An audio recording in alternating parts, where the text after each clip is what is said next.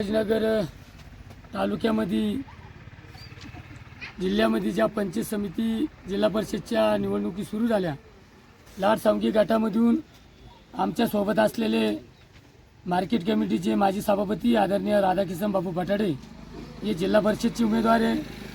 चौका पंचायत समिती गणामधून आमच्या पत्नी सौ अर्चना शंकर बोंगाने या चौका पंचायत समिती गणामधून शिवसैनिकून हे दोन्ही उमेदवार या भागातले उभे आहे। आणि तुम्हाला सांगायचं, मी शंकर बोंगाने मागच्या 5 वर्षात चौका ग्रामपंचायतला सदस्य म्हणून, मागचं 1 वर्ष उपसरपंच म्हणून या गावात नव्हे या परिसरामध्ये प्रत्येक दुःखासुखात आडी अडचणीत उभा राहिलो। आणि पहिले 15-20 वर्षापासून मी भारतीय जनता पार्टीमध्ये काम करीत होतो, पण भारतीय जनता पार्टीनं कुठेतरी येणाऱ्या पंचायत समितीच्या निवडणुकी माझ्यावर अन्याय झाला। मला त्या ठिकाणी बी फॉर्म भेटला नाही। राधाकिशन बापू पठाडे यांच्या रूपाने आम्ही शिंदे, महाराष्ट्राचे उपमुख्यमंत्री आदरणीय एकनाथराव शिंदे, संभाजीनगरचे खासदार भुमरे साहेब, पालकमंत्री संजय शिरसाट आणि या जिल्ह्याचे जिल्हा अध्यक्ष रमेश भाऊ पवार यांनी आम्हाला शेवटच्या 10 ते 15 मिनिटांमध्ये त्या ठिकाणी बी फॉर्म देऊन आम्हाला या ठिकाणी उमेदवारी दिली। उमेदवारी भरल्यानंतर अवघ्या 2-3 दिवसामध्ये बापूच्या माध्यमातून लाड सावंगी जिल्हा परिषद पूर्ण पिंजून काढला। आणि एक सगळ्या बापूचं सांगायचं गेलं, मार्केट कमिटीचे सुविधा पूर्ण बापूने तालुक्यात नव्हते जिल्ह्यामध्ये बापूने मोठं काम केलं। पिंपरी राजा असेल, करमाड असेल, लाड सावंगी या ठिकाणी खूप बाजारपेठ म्हणून मोठाले कामं त्या ठिकाणी चालू आहे। लाडकी बहीण योजना असेल, बापूने आम्ही प्रत्येक घरात जाऊन प्रत्येक लाडक्या बहिणीचे फॉर्म त्या ठिकाणी भरून सर्वांना त्या ठिकाणी लाडकी बहिणीची योजना या ठिकाणी चालू आहे। शिंदे साहेबांच्या माध्यमामधून शेतकऱ्यासाठी जो काही अनुदान असेल, पीक कर्ज असेल, पीक विमा असेल, एस टी महामंडळाचे हाफ तिकीट असेल, शिंदे साहेबांनी शेतकऱ्याच्या मोठ्या प्रमाणात या भागात काम केलेले। म्हणून येणाऱ्या 7 तारखेला बापूच्या माध्यमातून, बापूवर एक मोठा नेत्याचा हात असल्यामुळे या परिसरामध्ये 7 तारखेला जनता जनार्दन शिवसेना धनुष्यबाण हे बटन दाबून या लाड सावंगीतील 3 सीटाला या ठिकाणी ते निवडून देणार आहे। याच्यात कोणत्याही प्रकारची शंका नाही। आणि आम्हाला जे निवडून देईल, जनता जनार्दन आम्हाला निवडून दिल्यावर जो आमच्यावर विश्वास दाखवणार आहे, त्या विश्वासाला आम्ही तडा जाऊन देणार नाही। त्या माध्यमामधून शेतकऱ्याचे, कष्टकऱ्याचे, गोरगरिबाचे आणि वंचिताचे या परिसरात 100% आम्ही कामं करणार आहे। आणि त्यांच्या मतदानाला मतदान केल्यानंतर त्याच्या कोणत्याही कामाला आम्ही तडा जाऊन देणार नाही, एवढंच या ठिकाणी सांगतो। आणि परत सगळ्या जनतेला आवाहन करतो, येणाऱ्या 7 तारखेला कोणाच्या न जाता धनुष्यबाण हे बटन दाबून आम्हाला प्रचंड बहुमताने विजय करा। धन्यवाद। जय हिंद, जय महाराष्ट्र।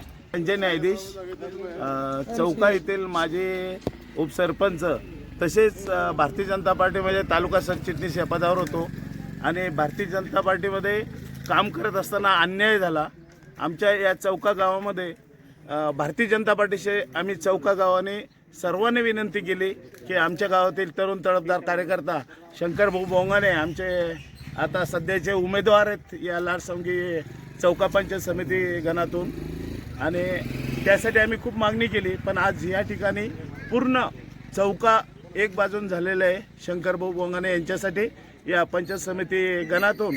आणि अन्याय सहन करत नाही आम्ही लोक, आणि अन्याय सहन करणारा खूप मोठा हे असतो, त्याच्यापेक्षा अन्याय सहन करू नये म्हणून आम्ही शिवसेनेचा धनुष्यबाण हा पेलला।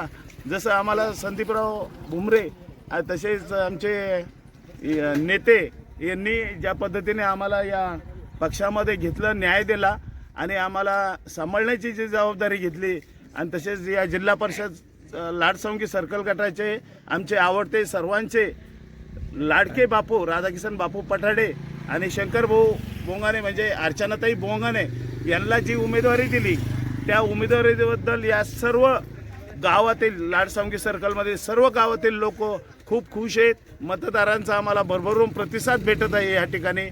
आणि इथून पुढे जे आहे आमची शिंदे सेनेने जे काम केलं आहे, आमच्या शिंदे सेनेने जे कार्य केलेलं आहे ते सर्व लोकांना पटलेलं आहे. सुरुवातीचीच लाडकी बहीण योजना या शिंदे सेनेने आणली आणि त्यामुळे शिंदे सेनेवर ह्या ग्रामीण भागातील लोकांचा खूप प्रतिसाद मिळत आहे. सर्व बहिणी वगैरे सर्व या ठिकाणी आमच्या या रॅलीला, आमच्या सभेला खूप उत्स्फूर्त असा प्रतिसाद आहे. गोरगरिबाचे आणि आमच्या परिसराचे ते आता उमेदवार असल्यामुळं आमचा थोडासा मागासवर्गीय परिसर आहे समजा, तर कुठं काही रस्त्याची अडचण असेल, कुठं पाण्याची अडचण असेल, कुठं लाईटची अडचण असेल, तर त्यांनी थोडंसं जातीने लक्ष घालून त्या समस्या सोडावं. बापूच्या बाबतीत सांगायचं म्हणजे बापूने जेव्हा मार्केट कमिटीचा पदभार स्वीकारला, अगोदर मार्केट कमिटी म्हणजे तो मोंड्याचा परिसर असा होता की तिथं पायसुद्धा ठेवता येत नव्हतं. म्हणजे पावसाळ्यामध्ये तो इकडं चिखड वगैरे हे असा होता. आणि त्यांच्याकडं पदभार आल्यानंतर त्यांनी चांगल्या प्रकारे रोड हे ते मार्केट, भाजीपाला विक्रेत्यासाठी ते वटे वगैरे म्हणजे सगळ्या सुविधा शेतकऱ्यांसाठी सुविधा करून दिल्या त्यांनी. सुविधा करून दिल्या आणि त्याच सुविधाचा त्यांना पुन्हा 5 वर्षानंतर जे पुन्हा उजून मार्केट कमिटीची निवडणूक झाली तर त्याच्यामध्ये पुन्हा मतदारांनी पुन्हा त्यांच्या पारड्यामध्ये मत चांगल्या प्रकारे टाकल्यामुळं विकासाला पाहून मतं केली. पुन्हा त्यांना डबल मार्केट कमिटी चेअरमनचा चान्स मिळाला.